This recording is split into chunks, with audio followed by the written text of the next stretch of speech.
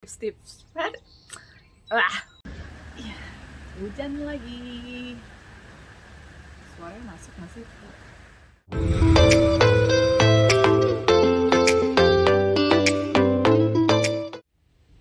Halo teman Nobi, apa kabar semuanya? Semoga semuanya sehat-sehat ya. Kembali lagi di Cerita Nobi bersama gue, Nobi. Di episode Cerita Nobi kali ini, gue akan share tips-tips mengurus visa K1 atau visa tunangan atau fiancé visa ketika kalian mengurusnya sendiri tanpa menggunakan jasa agen. Tips yang pertama, pastinya karena kalian mengurus visa ini sendiri harus banyak riset, banyak baca. Walaupun sebenarnya yang submit nantinya adalah tunangan kalian, which is yang warga negara Amerika, tapi kalian juga perlu tahu prosesnya dan dokumen apa aja yang dibutuhkan. Karena visa ini nanti akan jadi visa kalian. Jadi kalian butuh tahu secara detail. Pokoknya kalian harus cari tahu banyak info dari berbagai sumber mengenai dokumennya apa, prosesnya seperti apa, terus kayak kalau misalnya ada masalah, gimana cara menyelesaikannya. Pasti case-case tiap orang pasti akan berbeda-beda. Nah, kita nggak tahu yang mana nantinya akan kita hadapin. Tapi kalau misalnya itu kejadian sama kita udah ada backup plan-nya, kita udah tahu solusinya gimana. Kalaupun kita nggak tahu solusinya, kita bisa bertanya. Nah, nyambung dari tips yang pertama, ini tips yang kedua adalah jangan malu bertanya. Kayak kalian kalau sesat di jalan ya. Kalau malu bertanya, makin seset. Salah, kok seset? Kalau malu bertanya, ya kalian pasti nggak akan dapet jawabannya, kecuali ya kalian kekeh nggak mau nanya terus tapi tetap cari-cari tahu aja. Sebenarnya bisa aja, cuma akan lebih mudah dan lebih cepat mendapatkan jawabannya ketika kalian bertanya ke orang yang tepat, terutama jika kalian bertanya kepada orang-orang yang sudah pernah menjalankan proses visa K1 ini. Terus terang, gue sendiri awalnya baru bertanya, tapi lama-kelamaan ya gue butuh jawaban juga. Gue nyari-nyari tahu tapi kurang tahu yang persisnya seperti apa jawabannya. Akhirnya gue bertanya, mulai banyak bertanya kepada orang-orang yang sudah berpengalaman, dan akhirnya gue dapat beberapa jawaban dan menemukan salah satu solusinya. Nah, kalau kalian masih malu untuk bertanya, masih cuma gue mau baca-baca dulu aja deh, mau cari tahu riset di link ini, terserah kalian. Gue saranin kalian join di forum diskusi. Forum diskusi yang gue ikutin adalah visajourney.com. Nanti linknya gue taruh di description box. Forum diskusi ini membernya dari seluruh dunia yang mengurus visa K1 atau visa tunangan.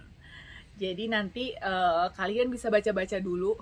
Ini juga ada forumnya, jadi ada banyak threadnya. Ada nggak cuma tentang visa K1, tapi visa-visa lainnya juga. Nanti akan dibagi-bagi, ada banyak thread, ada banyak forum, jadi banyak tentang diskusinya, banyak banget. Kalian harus cek-cek aja, rajin-rajin baca deh pokoknya di situ. Dan mereka juga banyak yang mengalami masalah atau stuck dalam prosesnya, dan mereka bikin thread baru, dan nanti member-membernya akan mereply dan membantu jawabannya. Terutama member-member yang udah para suhu di forum diskusi ini, pasti mereka akan bantu.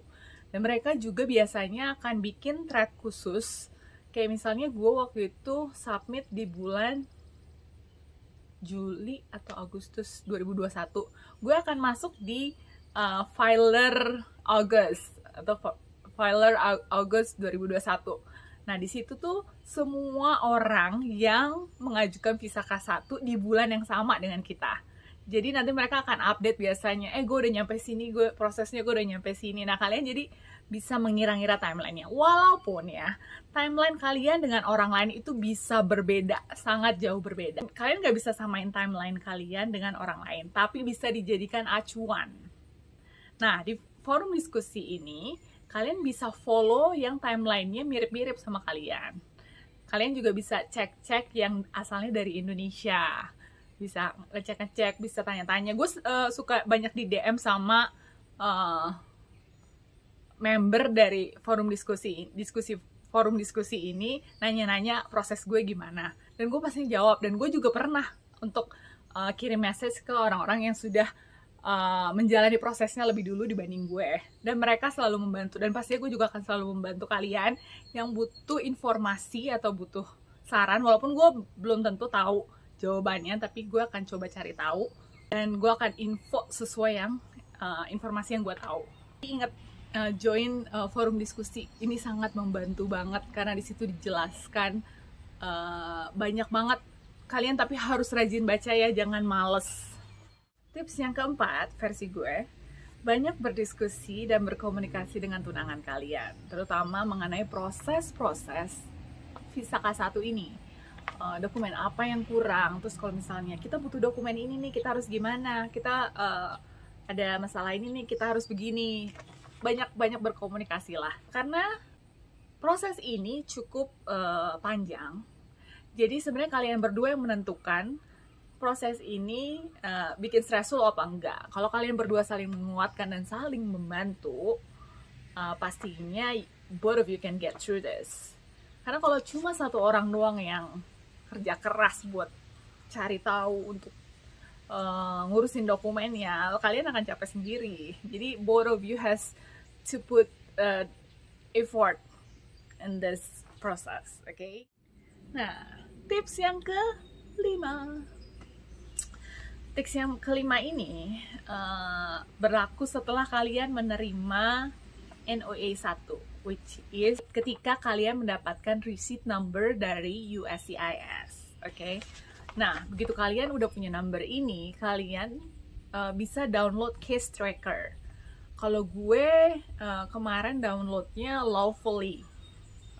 Ada beberapa kayaknya tracker yang lain, cuma waktu kemarin gue menggunakan Lawfully. Kenapa gue pakai Lawfully? Karena dia bisa pakai notifikasi di handphone. Jadi kayak lo nggak harus buka website dulu, terus ngecek manually ngecek. Nah kalau di sini tuh gue settingnya notifikasinya masuk ke handphone. Maksudnya pop up di handphone gue settingnya gitu. Jadi gitulah. Namun waktu itu gue telat sekali meng-download Lawfully ini. Makanya gue kasih tips untuk kalian download case tracker ini ketika kalian sudah mendapatkan NOA 1-nya, NOA 1-nya. Kenapa? Gue memang entah kenapa waktu itu nggak download. Jadi kasus gue adalah waktu itu apa sih? Oh, kasus gue waktu itu gue kan submit di akhir Juli. Gue submit di akhir Juli, terus gue dapat NOA 1 kayak di akhir Juli juga atau awal Agustus, I forgot. Terus kita menunggu dong, nunggu nih. Standarnya waktu itu kalau nggak salah orang-orang bilang 5-7 bulan. Gue udah sampai 7 bulan, gue kok nggak ada info-info. Gue cek dong ke website, nggak ada info-info juga. Gimana sih? Kok nggak ada info-info? What? You should have told me you were shooting video. Well, you were watching something there. Maaf, interupsi dari suami. Jadi nggak ada info apa-apa lah. Saat itu gue belum download case tracker ini. Itu udah bulan, kalau nggak salah di bulan Maret. Iya, jadi di bulan Maret. Terus pertengahan atau minggu ketiga Maret, minggu ketiga bulan Maret, mulai dong ngecek nih gimana sih, nggak ada. Terus gue akhirnya baca-baca yang timeline orang Indonesia di forum diskusi Visa Journey ini. Terus gue message lah salah satu orang Indonesia. Prosesnya gini-gini, gue nanya-nanya sesuatu lah. Terus dia ngomong kalau dia download, dapat notifikasinya dari Lawfully ini, dari case tracker ini. Gue bilang, oh itu bisa ya? Oke, gue langsung download. Tiba-tiba gue download gue download si cash tracker ini, si Lovely. Itu sudah masukin kan receipt number gue. Langsung pop up dong kalau USCIS udah ngirim RFE atau Request for Evidence tanggal 10 Maret. Dan itu udah lewat minggu ketiga bulan Maret. Langsung kita agak-agak panik, udah lebih dari 3 minggu nih. Lalu